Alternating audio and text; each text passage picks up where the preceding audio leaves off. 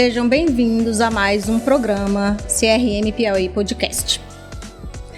Nosso programa tem transmissão pelo canal do YouTube e pelo Spotify. Nesse programa de hoje, o Conselho Regional de Medicina vai abordar um tema de extrema relevância, que se trata da segurança do paciente e da maneira adequada de preencher um prontuário médico. Para debatermos esse tema, estou aqui diante de dois convidados. Juarez Holanda, cirurgião geral, fiscal do Conselho Regional de Medicina do Piauí, médico concursado. Além dele, nós temos aqui o Dr. Edilson. O Dr. Edilson é médico cirurgião, coloproctológico, professor, mestre, doutor e pós-doutor pela Universidade de Coimbra. Bem-vindos. Bom, eu gostaria de iniciar o tema desse 6º programa CRM Piauí Podcast esclarecendo da necessidade de atendermos a critérios relativos à segurança do paciente, em especial nos atendo às características inerentes do prontuário médico, um documento tão importante. Então, conforme a portaria de número 529, datada do ano de 2013 e editada pelo Ministério da Saúde, esta portaria, ela instituiu o Programa Nacional de Segurança do Paciente. E nela, conforme recomendações do Ministério da Saúde e da Organização Mundial de Saúde, existem diversas recomendações que visam estabelecer os critérios que vão nortear a segurança do paciente internado nas instituições de saúde. Bom, elas perpassam por práticas basilares da medicina, como práticas de higiene das mãos, segurança nos procedimentos cirúrgicos e anestésicos, segurança na prescrição, na dispensação de medicamentos, na administração de medicamentos, na identificação do paciente, comunicação dentro da equipe de colaboradores, prevenção a acidentes como quedas de leito, úlceras de pressão e até mesmo o uso de equipamentos, órteses e próteses. Bom, tudo que norteou a OMS a estabelecer esse programa, a recomendar esses protocolos, foi a relação custo-benefício entre o gasto que se tem ao instituir esses programas de segurança do paciente. Bom, doutor Edilson, é do conhecimento geral do ambiente hospitalar a necessidade e a importância do prontuário médico, seja ele um prontuário físico, seja ele um prontuário digital. Pergunto para o senhor, qual é, na sua opinião, a real importância desse documento, tanto para os profissionais de saúde, quanto para o paciente, quanto para a equipe envolvida com a segurança do paciente internado em instituições de saúde? Obrigado pelo convite, doutora Linda, obrigado ao CRM Piauí. Na verdade, o prontuário médico é um documento único, regido pela resolução do CFM 1638 de 2002, e esse documento único ele armazena todas as informações que o paciente, uma vez atendido num serviço de saúde, desde clínicas, ambulatórios a internações hospitalares, onde ocorre o registro de todo o conjunto de todas essas informações. Além de ser um documento legal, ético e sigiloso, ele tem a sua função não só para o paciente, onde o paciente tem ali todas as suas informações que podem ser utilizadas pelo paciente, como em situações de necessidades de atestados, de perícias, também para o profissional médico, e aí entra um documento como um documento legal no momento de uma perícia médica, é um documento de segurança para o profissional. A instituição tem no prontuário médico o seu faturamento, você é uma comprovação que o hospital realizou aquele tratamento naquele paciente, então um documento comprobatório da instituição e também para a sociedade, porque os registros que são realizados no prontuário médico, eles servem de estudos científicos estatísticas, por exemplo, de determinadas doenças em determinado período, naquela instituição, naquele estado, naquele país, tá? E também como estudos futuros, né, no sentido de trabalhos científicos que podem ser realizados. Então, diante dessas 4 dimensões, a dimensão do paciente, a dimensão do médico, instituição e a da sociedade, a veracidade de informações passa o principal mote dentro do preenchimento adequado do prontuário médico. Perfeito.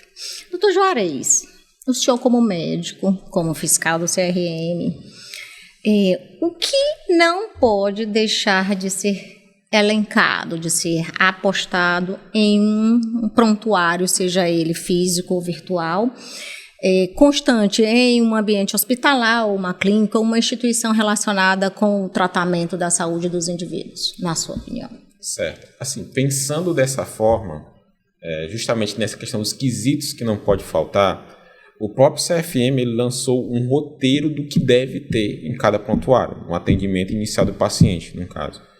E nesse roteiro ele coloca todos os tópicos que é possível, inclusive histórico familiar pregresso, história da doença atual, aquela coisa mesmo da anamnese completa. Inclusive, na parte do exame físico, ele separa, inclusive, por órgãos. Ele coloca aparelho urinário, pele, sistema nervoso. Ele sai colocando tópico por tópico.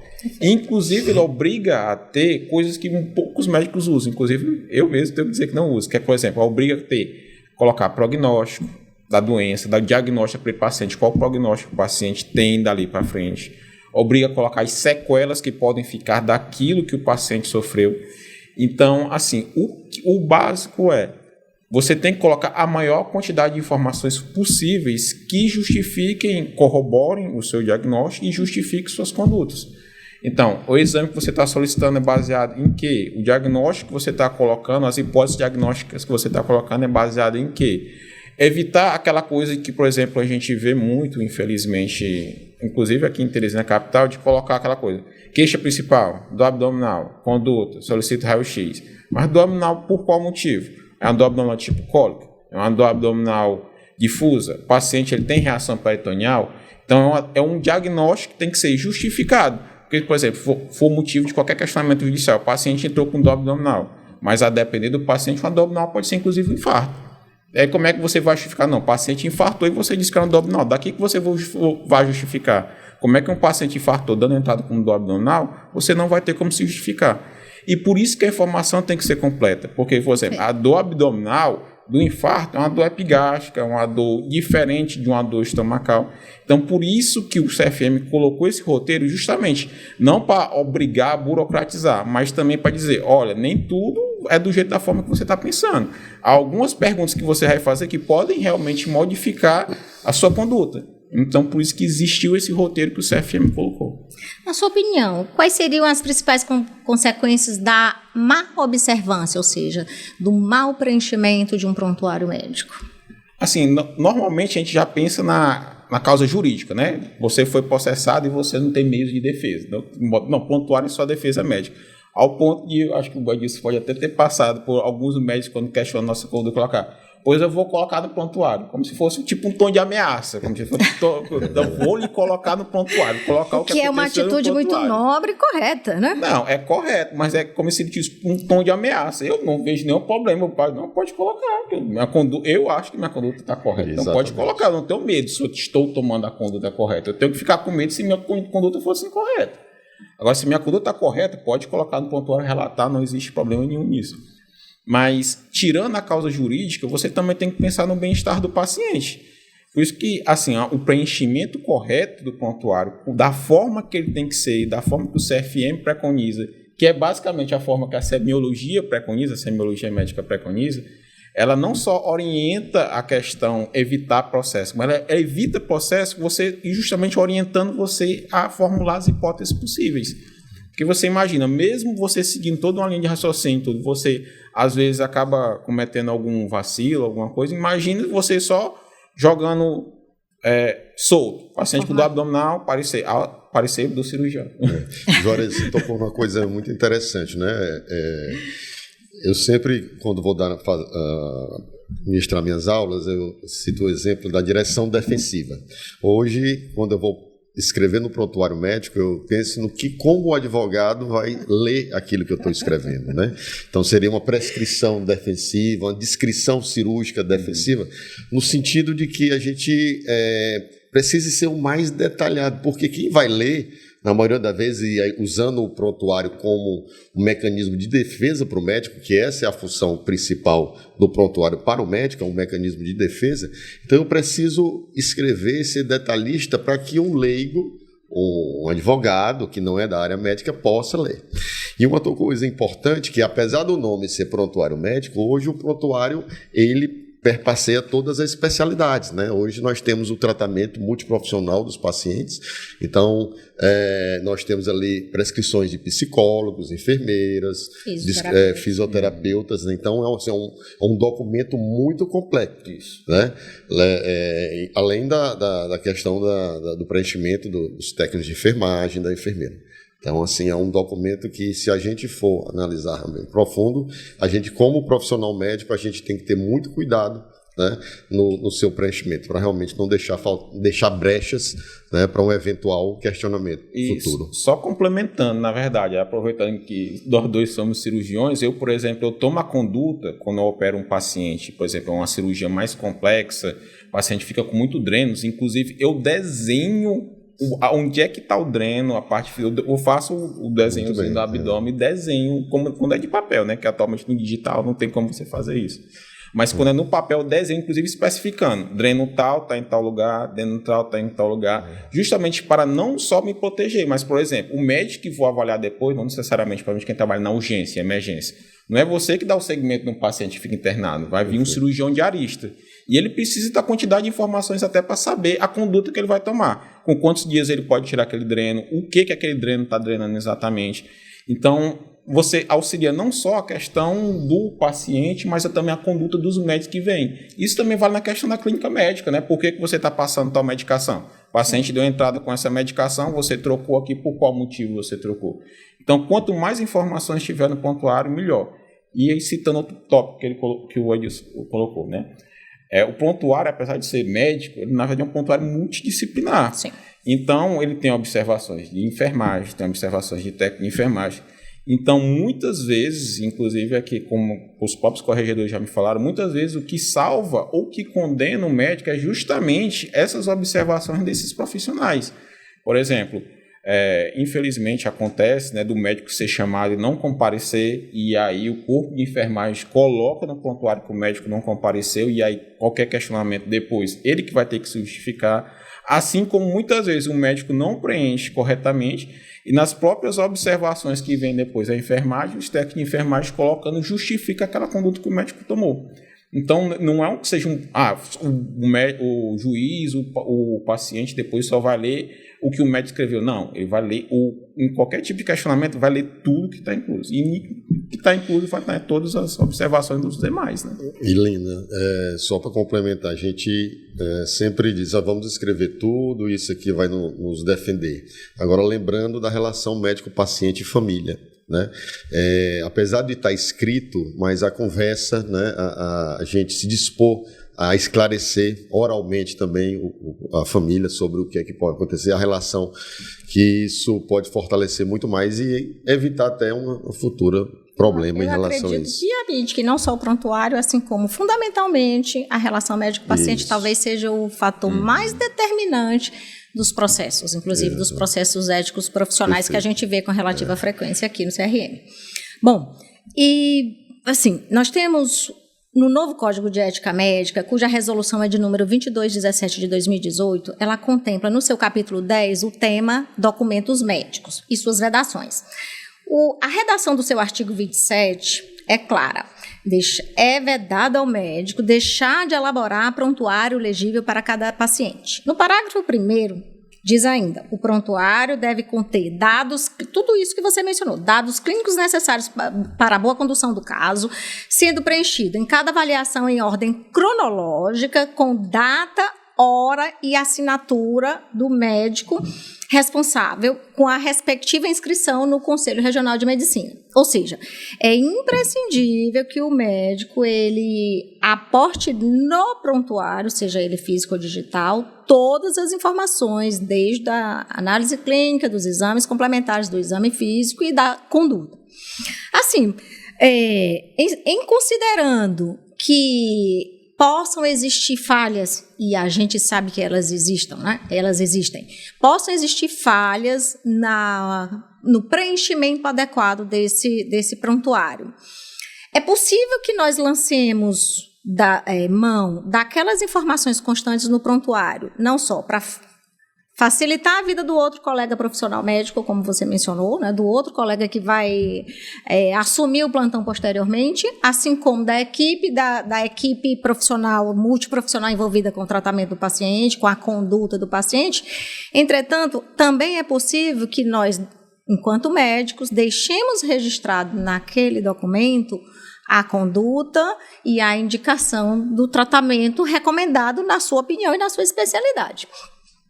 Enfim, quando o colega médico responsável, médico assistente, responsável por aquele caso, esquece de fazê-lo, quais seriam as recomendações dos senhores enquanto profissionais, enquanto gestores? No caso, a conduta que ele não fez e poderia ter escrito no prontuário. Não registrou. Tomou a conduta, mas não registrou no prontuário. Eu acho que ele tem que colocar, mesmo em outro momento, na tempore, uma observação, né? Mesmo que não, apesar de não seguir a cronologia, que é o ideal, sim, mas eu acho que a ausência de registro seria muito mais penalizado do que ele colocar no outro momento, né? E justificando nesse sentido, olha, passou desapercebido. Na instituição onde eu faço parte da comissão de prontuário, o sistema que hoje é um sistema informatizado, existia a possibilidade de o cirurgião reescrever a descrição cirúrgica. Isso foi um problema que foi levado lá para a nossa comissão e aí a gente viu que era um problema que poderia desencadear processos jurídicos, né? Então, de repente eu descrevo que a cirurgia foi tudo bem e o paciente complicou, e aí lá na frente eu não reescrevo e a cirurgia foi para a cirurgia dificultosa. Então hoje o próprio sistema ele possibilita a correção, porém ele deixa gravado todas as sequências de modificações das edições que foram atualizadas, né? Eu acho que caberia mais ou menos ali nessa pergunta. Então, independente de você esquecer, mas eu acho mesmo que você possa registrar no momento posterior, né? Justificando o processo. Você não pode mentir, né? Você colocar, como o Edilson falou, né? Você não pode mentir.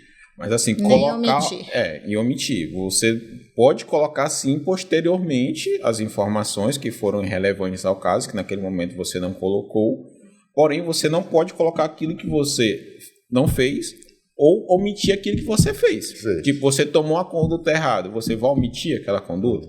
Isso aí é errado. Essa parte aí de adição de prontuários aí, inclusive, também foi uma tecla que eu bati como regulador do SAMU estadual, porque lá você permitia regular, o sistema era todo eletrônico, você regulava um paciente e depois você conseguia tirar a regulação que você fez e colocar uma completamente diferente. Eu fazia uma historiazinha de acordo com o final do paciente. Se ele foi muito ruim, então lá atrás eu reescrevia a história do paciente. Isso não é possível mais, né? Eu fiquei batendo na tecla com o diretor técnico, até que a TI realmente colocou dessa forma. A edição anterior fica gravada e você consegue colocar as observações posteriores do que desenrolar da situação. Mas não é mais possível você editar o que você já tinha digitado. Exato. Apagar o que você já tinha escrito. Não é mais possível. Felizmente, né? Isso para todos, inclusive para nós enquanto pacientes. Das adaptações tecnológicas, né? A prescrição eletrônica facilita, porque não tem na questão da inelegibilidade, né? Que é uma dos itens aqui da resolução, que o prontuário tem que ser legível, né? Então, a prescrição eletrônica, o prontuário eletrônico, não existe mais a inelegibilidade. porque são tudo caracteres computadores, né? Então facilita isso. Professor. Mas tem a questão de você querer maquiar, né, a sua história. E isso, os sistemas precisam ser muito bem alinhados, né, com a realidade. Doutor Edilson, me diga, assim, do ponto de vista, uma vez que o senhor é presidente da Comissão de Prontuários do Hospital São Marcos e é diretor de ensino e pesquisa, seria possível o senhor nos trazer alguns dados, alguns exemplos, casos, cases, ou números, ou dados fáticos ou numéricos relativos à inobservância desses critérios mínimos recomendados pelo CFM quanto ao preenchimento dos prontuários eletrônicos e ao segmento das boas práticas envolvidas com a segurança do paciente? Então, a resolução do CFM 1638 de 2002, do mesmo jeito que ela define o que é o prontuário médico, no seu artigo 3, ela exige que todas as instituições hospitalares elas tenham essa comissão, né, comissão de revisão de prontuário médico. Eu estou nessa comissão já há algum tempo, há aproximadamente 10 anos, e o ganho que a gente tem observado em relação às melhorias das práticas do hospital são enormes, realmente. Por quê? Porque a comissão de revisão de prontuário, como o próprio nome diz, ela é o momento em que profissionais vão fazer uma auditoria dos prontuários que são gerados no hospital. Né? Então, assim, como é que funciona a comissão de revisão de prontuário, né? Então, essa determinação, o próprio diretor da instituição, ele designa tanto o presidente como o vice-presidente, tem um secretário, normalmente uma enfermeira da qualidade, né? Uma enfermeira auditora, e os componentes de todas as áreas, desde fisioterapeuta, psicólogo, da farmácia, da TI. Hoje, na nossa comissão, nós temos aproximadamente 12 profissionais de todas as áreas, psicólogo, nutricionistas, então, que são pessoas que usam o prontuário médico. Então, eles passam por essa avaliação. Então, o prontuário, normalmente, a gente usa 10%, a gente audita por mês 10% de todas as altas que são realizadas no hospital. Isso dá em média de 100, 110 prontuários mês, né? Uhum. E a gente utiliza alguns critérios que são analisados, que eu vou ter a oportunidade de ler aqui para vocês. Então, foi estabelecido pela comissão, e isso é uma coisa da própria comissão dentro da instituição, não é obrigatoriamente isso, né, mas nós fazemos uma análise tanto quantitativa como qualitativa, né, do CID, da identificação do paciente nos impressos, da anamnese, tanto pelo médico como pelo enfermeiro, dos exames complementares, tem os respectivos resultados, né, hipótese diagnóstica, consentimento informado, legibilidade, assinatura e respectivos números do profissional nos conselhos, a evolução médica diária, né, com data, hora de preferência, a prescrição médica, evolução e anotação de enfermagem e preenchimento de sumário de alta. Então, em posse desses itens, cada profissional na sua especialidade, ele vai saber se foi preenchido corretamente, né, primeiro quantitativamente, se o CID foi preenchido, e se o CID, qualitativamente, ele está relacionado realmente com o que foi identificado no paciente. Se aquele diagnóstico, né, nós temos um CID de entrada e um CID de saída. Então, se aqueles CID batem, né, uhum, se tem realmente a minha hipótese de entrada foi igual à hipótese de saída. Isso, Linda, dá um ganho de melhoria dentro da instituição enorme, né? Então, a gente usa essas análises, né, para, inclusive, gerar novos processos, novos protocolos, para que determinadas não conformidades que ocorram na instituição possam ser melhoradas, né? É nesse sentido que a importância da comissão de revisão de prontuários, né? Além disso, ela serve também de modelo de qualidade, né? Então, nós temos programas de melhoria de qualidade e que esses indicadores das determinadas especialidades eles possam ser utilizados nessas melhorias. Perfeito. Então, Juarez, diante de tudo isso, ou seja, da dificuldade que há no preenchimento adequado do prontuário médico, da necessidade de seguir uma padronização, Quais seriam, então, as principais penalidades para aqueles profissionais que efetivamente não preenchem adequadamente aquele prontuário médico? Agora falo do ponto de vista de um critério de análise de fiscalização. A resolução, ela diz claramente os pontos que tem que ter no prontuário, né? E aí a gente, quando fiscaliza, somente quando é alguma demanda direcionada, a isso é alguma demanda jurídica do setor jurídico, a gente fiscaliza como é que aquele prontuário está preenchido, se realmente ele está seguindo, né? Normalmente, quando é uma fiscalização ex officio mesmo, que a gente está fazendo, a gente apenas notifica o diretor técnico para realizar a adequação ao prontuário e cobrar que o prontuário seja preenchido da forma correta, igual o Edilson acabou de colocar, como é feito no São Marcos. E aí, na reincidência, aí já passa para a corregedoria, porque, assim, por CRM, quem responde é o diretor técnico a respeito das condições técnicas. O que o médico que está lá trabalhando está sob a responsabilidade técnica dele. Então, se o médico que está trabalhando para ele não está seguindo, é ele que vai ser chamado para a questão do preenchimento correto do prontuário, isso se for algo de forma genérica. Específico para o médico, somente quando é questão de causa jurídica, e aí, infelizmente, pelo preenchimento incorreto, muitas vezes quem vai sofrer é o próprio médico. Como eu disse, o prontuário não só ele pode defender o médico, como ele pode acusar o médico. Você tem que justificar suas condutas com base no prontuário. Como é que alguém vai pegar seu prontuário e como é que você vai justificar uma conduta que você tomou se não tem informações suficientes para tal? Exatamente, Juarez. A questão da hierarquização da responsabilidade pelo prontuário, né? Isso. Então, a responsabilidade pelo prontuário vai desde o médico assistente e perpassa todas as outras assistência multiprofissional até o coordenador daquele setor e finaliza com o diretor técnico. Então, é uma outra importância da comissão de revisão. Quer dizer, antes de chegar a um processo no CRM, dentro da própria instituição, nós identificamos que aquele profissional está infringindo determinado erro, resolução ou erros dentro do preenchimento do prontuário. Então, nós notificamos, a comissão tem essa obrigação de notificar, porque essas reuniões são realizadas mensalmente, e esses itens que eu elenquei aqui, esses indicadores, eles são analisados, e quando identificamos as não conformidades, a comissão notifica o diretor técnico, e o diretor técnico, tendo a sapiência desse profissional, ele tem como obrigação tomar uma atitude. Quer dizer, exatamente isso é uma defesa não só uma preservação não só do próprio profissional, porque às vezes ele está incorrendo num erro que ele não é proposital, né? Sequer sabe das recomendações. A gente sabe que essas resoluções elas são constantemente atualizadas e nós não temos, né, apesar de termos obrigação, nós não seguimos.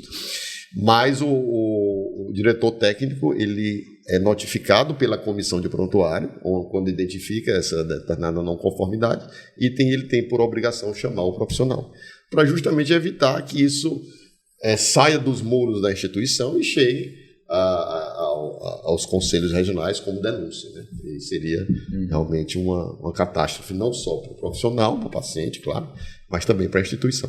É porque a instituição também é corresponsável, né? Hierarquicamente, ela tem responsabilidade sobre o tratamento do paciente.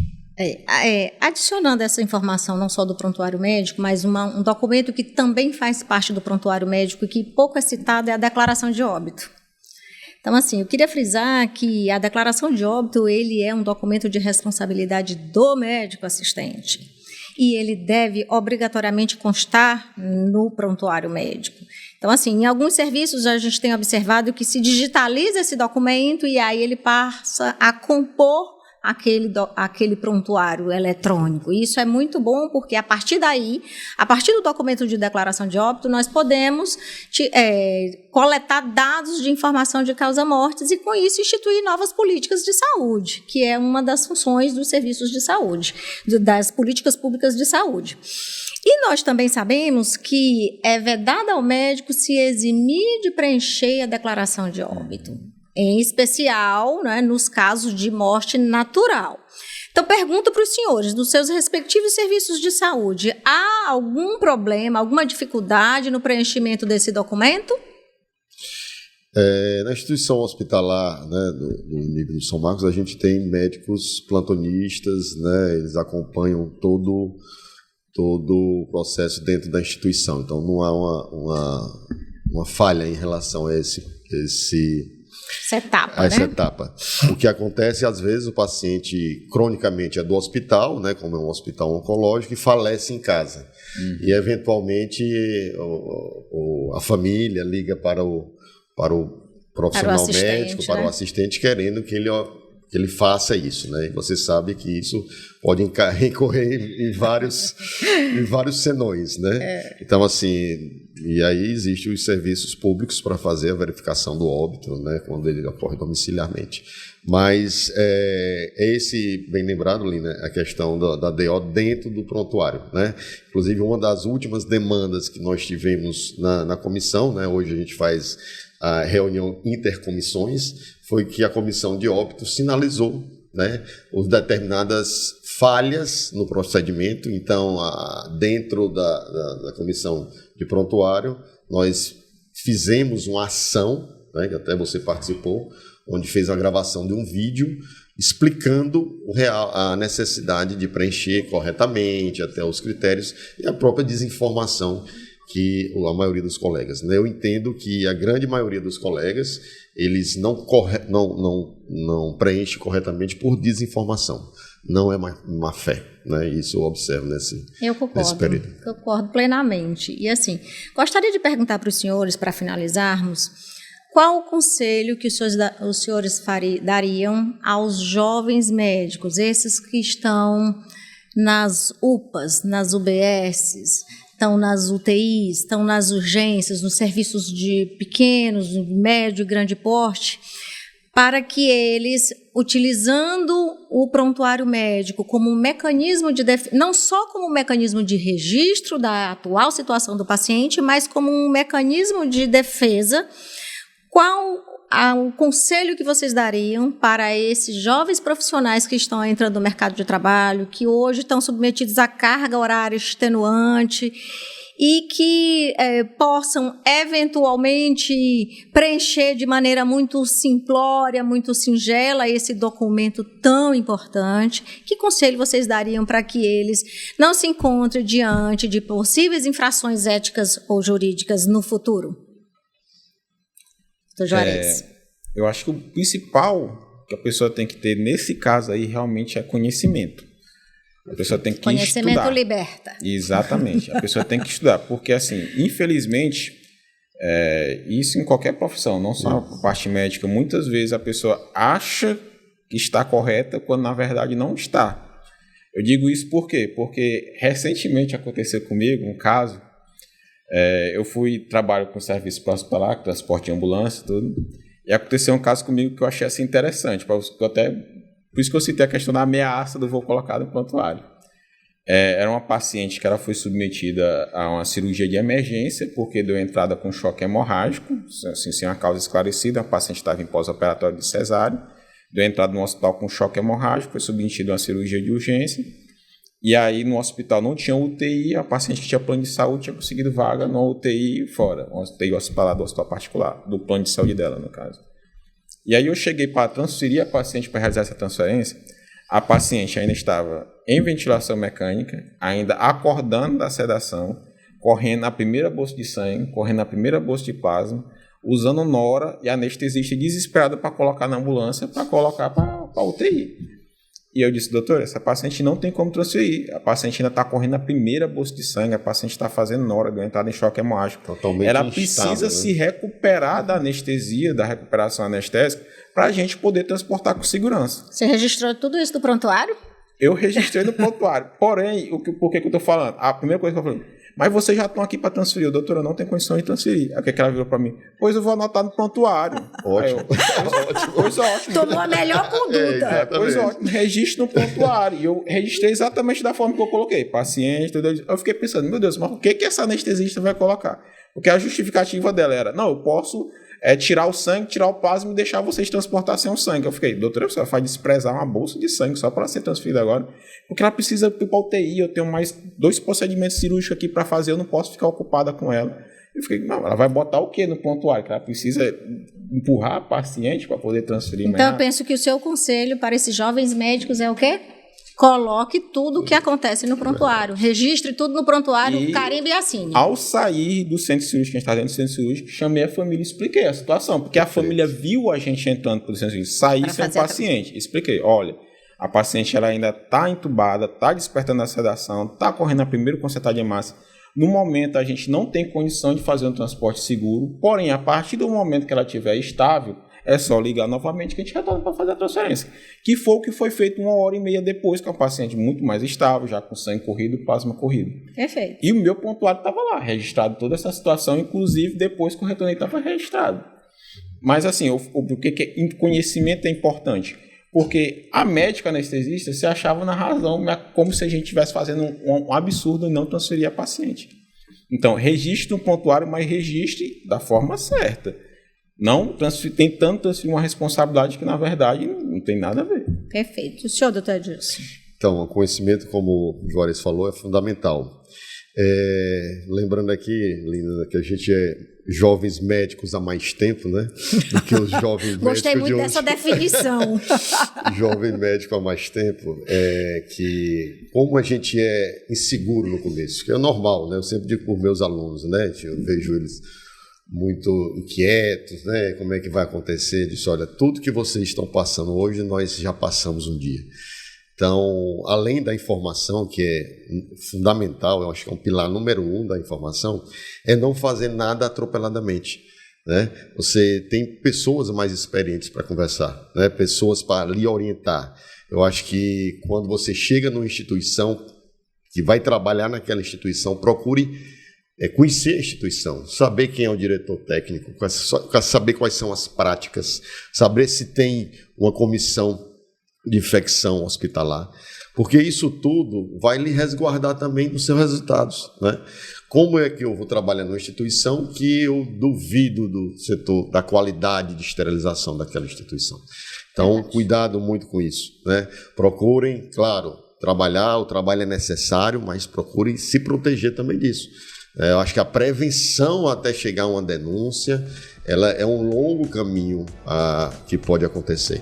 Então, vamos nos prevenir, fazer uma medicina preventiva e defensiva no sentido de não recorrer, né, e não deixar a sermos investigados, questionados. Chegamos ao fim de mais um programa CRM Piauí Podcast. Se inscreva no nosso canal do YouTube e acesse o Spotify para assistir os demais programas. Obrigada a todos e até o nosso próximo programa.